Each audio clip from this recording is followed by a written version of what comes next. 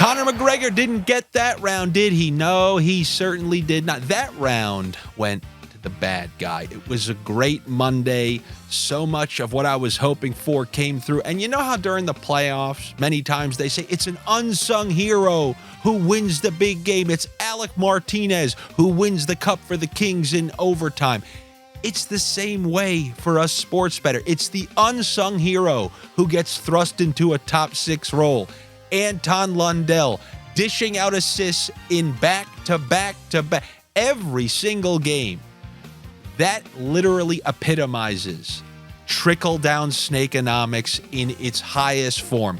Two quality shooting line mates stick anybody in the middle for the most part. You can't have an absolute bum. And then reap the rewards. An over plus 200 assists in 3 straight games, and then the same game parlay with both of those guys on his line, whether you took Kachuk or you took Verhaeghe.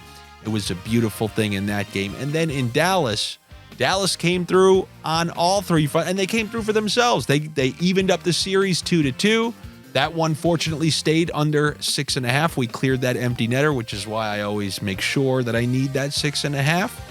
And Joe Pavelski looked as old and slow as I initially imagined. We hit the under on his point prop, even though they moved him back up to the top line mid-game. So I'll reevaluate if that one is still worth taking, because I like that we were getting that price on him while he was on the third line, slightly reduced ice time. It's not as great on the top line. Maybe Robertson and Hintz can drag him to a point or something, but that one was good. The Ottinger saves, and then you got the Wyatt Johnson shots on goal in the first period. Minimal sweat when it came to that game. Beautiful Monday, and I'll go directly into Tuesday. And I'll start with the team that I support, and that's the New York Islanders. Are they going to send it to Game 6? Or is this going to be my formal goodbye to them? I didn't even say goodbye to the Washington Capitals because they're not even a playoff team. They didn't even deserve a goodbye. The New York Rangers, essentially, they were like the 1 seed in the NFL who had the bye. That wasn't a game. That was just like, practices. Like if you watched the year during the bubble where there was like the qualifying best of 5 round and then the top seeds just didn't play. They played each other in a borderline exhibition game to determine the 1, 2, 3 seed. That's what that was for the New York Rangers. They played an exhibition series versus the Washington Capitals, and the Islanders aren't too far off of that, because I think I will be saying goodbye to those New York Islanders on this Tuesday. I'm not taking the money line for the Carolina Hurricanes. I'm going to take something that you rarely hear me take, and that is the puck line for the Carolina Hurricanes, because I think they're going to end this series. They're going to stop playing with their food. It looks like they're not even truly bringing it, but after dealing with a loss, coming back to their own home ice, they don't want to go back and prolong this series. I think they're going to be all over them in the first period. I think the Islanders are going to get smothered, which is why I also like the under 2.5 goals for them. And to be quite honest with you, I like the under 1.5 goals as well. And I also like the under on some of their player props. I mean, you want to talk about like the bums on their team? You want to talk about like the secondary and tertiary players like the Anders Lees and the Engvall? I know I've brought these names up in the past. You can go under across the board on them. But me personally, I'm going under 0.5 point at plus money for Matt Barzal. I just see the Islanders scoring max 2 goals in this game.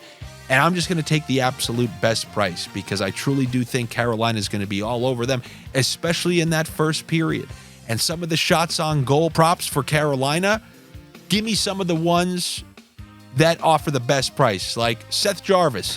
He's had 3 shots in every single game but 1. He's not on that top line. But I saw the practice reports, and they have him on a line with Teravainen, who is a pass first, pass second, pass third kind of guy. So if he's still on the top power play, which he is, and he's on a line with Teravainen against the Islanders, who I think they will be all over, then I'm going to take the plus money over 2.5 shots for Seth Jarvis. And then on the flip side, I'm going to take the under 2.5 shots on goal for Bo Horvat, simply because I think the Islanders are going to have like 18 shots on goal in this game. I think they're going to be smothered by the defense that I know Carolina can play. We haven't really seen Carolina bring it My sense is because they want to close this one out, they're actually going to be kind of all over them. And this is going to be their dry run before that huge series that they got coming up against the Rangers. So Canes -1.5. And then my next favorite one in terms of the raw dogs, the money lines, puck lines, over-unders, I'm going with the Winnipeg Jets at home plus money to extend this series. Before this series, this was all about the home team. And really, there have been 4 games, and the home team has lost 1 game. And in that game, they had a lead. They blew it. Colorado's scoring left and right. I know they are. I think the right play. I borderline know the right play in this game. I know you love Colorado. I know you love Colorado. Keep it in your pants for 2 days. We can take Colorado then. Right now is not the time. But I know you can't stop yourself. Go ahead. Give it a click. I'm going with the Winnipeg Jets plus money at home against the Colorado Avalanche. And then in that game, you have that stacked top line of the Avalanche. You got Nathan McKinnon's shots on goal set at 4.5 every game. You got Nichushkin's set at 2.5 every game. And you got Rantanen's set at 3.5. There just aren't that many shots to go around. And in every game but one, the person who has ended up on the wrong side of that has been Mikko Rantanen. 3.5 is pretty good leeway to work with. I like Winnipeg, and for you parlay pirates out there, if you need an extra little sprinkle in there, the under 3.5 shots for Mikko Rantanen. Now, the pizzeria picks are going to have to slow down. I got one for you, kind of. You want the next pizzeria raw? You got Vancouver, you got Nashville.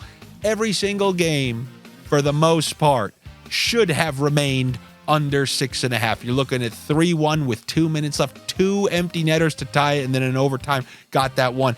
Every other game, the game script has been low scoring, tight checking, and I'll take my chances that yet another game in Vancouver stays under 6.5. So I will bump it up. And there are some new viewers here. We always talked about getting my channel to 10,000. I think it's like at 11.5. So for you 1.5 new subscribers, happy to have you. Thanks for joining. When I say bump it up, they got this total listed at 5.5. I'm gonna bump it up, and don't you know, bump it up to 6.5. That's what we did with Vegas and Dallas last night. That's what we're gonna have to do with Nashville and Vancouver. And why are we doing that? For the exact reason you saw in that Dallas-Vegas game. Many times it's 3-2 in the third in these playoff games. A team just sits back, absorbs, the other team pulls the goalie, empty netter, 4-2. And you can say, yeah, but I want to take the over then. 5.5, I don't need to bump it. Well, then you run the risk of it just being an extremely low-scoring game like many elimination games are. So I will go with the under 6.5 in that one. And then lastly, that Boston-Toronto game, Auston Matthews is looking highly questionable, but you got William Nylander back. The fact that Auston Matthews isn't playing, think about the power play. This opens up a ton of shooting opportunities for William Nylander. And maybe I should have put this pick at the top because I really do like it. Give me the over 3.5 shots on goal at a solid plus money. I mean, he got through that last game. He's going to be relied on. That was an embarrassing performance by their team. By the way, I think he did go over 3.5 shots on goal. So it truly proves in an embarrassing game where the team wasn't really doing anything, William Nylander still went over 3.5 shots on goal. Why? Because Auston Matthews not being in the lineup or limited opens that much more. So give me the over 3.5 shots on goal for William Nylander. And that is what I have for you on a pretty busy Tuesday here. 4 games. Good luck to you. Better luck to me. Make sure you are subscribed to my YouTube channel.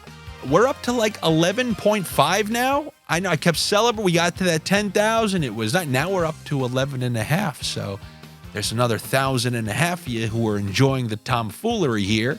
Hopefully you enjoyed some of those sniffs last night, and hopefully you enjoy these sniffs even more tonight. And if you want any additional stuff, you want to join the chat threads that we have going, anything extra that I put in, like I added some extra plays yesterday. You know, I saw that William Karlsson, he's been nursing an injury, hasn't been practicing, so I thought it was a good strategic under to take on his player point prop. As I sift through information throughout the day, if there's anything I deem relevant, I will always add it there. and I'll put a play if you like it, and then it's on you to decide if you want to play it or not. But if there's information that I find, new line combinations, this guy's going up, this guy's going down, like right before the Tampa game, I put the starting lineup with it. They stacked the top line with Stamkos, Kucherov, and Braden Point. And what I said was 2 of these 3 guys, because of their shot totals at Florida, 2 of the 3 aren't hitting their overshots on goal. 2 of the 3 are going under. 2 of the 3 went under. So things like that you can find there. Hopefully I will see you there. If not, I will just see you tomorrow for some Wednesday NHL Sniffs. Talk to you later. I'll see you there.